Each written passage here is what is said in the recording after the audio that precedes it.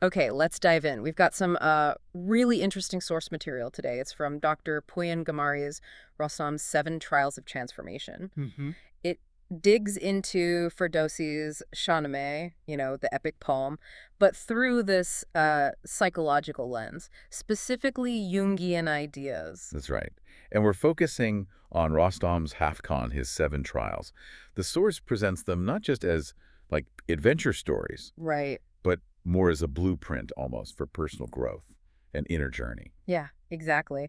And what we want to do in this deep dive is unpack what the ancient trials can tell us about facing our own stuff today. Because it's not just about knowing, is it? The source is really clear on that? No, awareness isn't the end game. You have to act. You have to pass through, as it says. Absolutely. Yeah. And the kind of core idea here is that this journey, it's not ultimately about defeating external enemies, kings, or whatever. It's about meeting yourself. Meeting yourself. I like that. The source talks about these trials like valleys or maybe veils, 7 layers of darkness you have to navigate. Yeah, like mirrors almost, Hmm. forcing you to shed the false masks, the false identities. So how does it connect these external fights to the internal stuff? You mentioned Jung.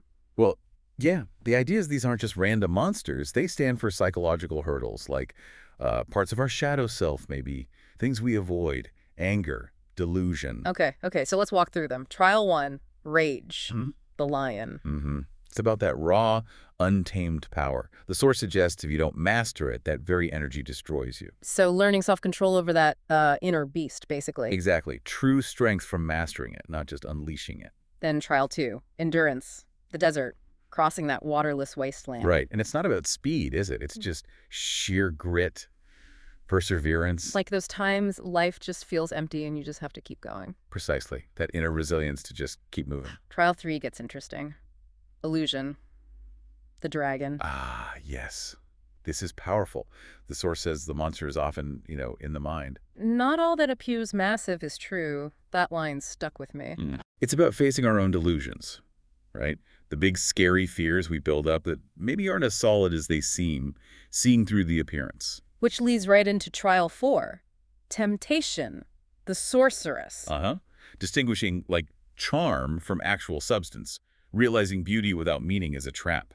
The source even quotes the poem, "He saw it then. This was no love. It was illusion sweetened with lies." Classic stuff. The pull of the superficial, the easy gratification that distracts you from what's real.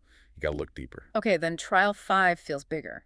Systemic oppression, the demonic court. Yeah, this isn't just one bad guy. It's about facing structures, systems of darkness or corruption. And internally, that could be like entrenched ego patterns, ingrained habits. Could be.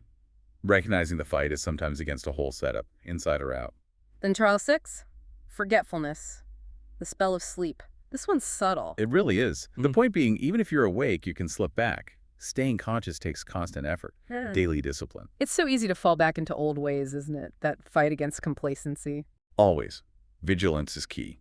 And finally, trial 7, meaning, is about rescuing the king or something else. Well, the source suggests the real victory for Rostam wasn't the external rescue. It was internal, saving himself, finding meaning through self-realization. Ah, so that's the integration point. Facing meaninglessness and finding purpose by understanding yourself. The real rescue is self-rescue. Exactly. And you see the links to those shadow aspects the author mentions: anger, delusion, lust, ego, forgetfulness, attachment, potentially meaninglessness itself. So the trials burn away the false self, layer by layer, until the real you emerges. That's the heart of it.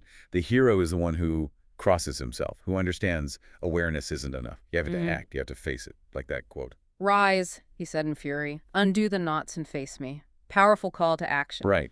Facing those inner knots directly. Which, brings it back to you listening.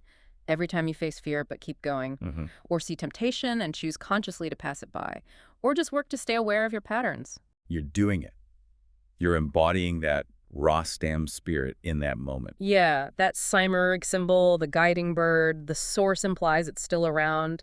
In those moments of clarity, that inner voice saying, keep going, pass through. So the big takeaway from this deep dive: transformation isn't about dodging life trials. It's about finding the courage to go through them. Because that's what reveals who you truly are underneath it all. Absolutely, the authentic self.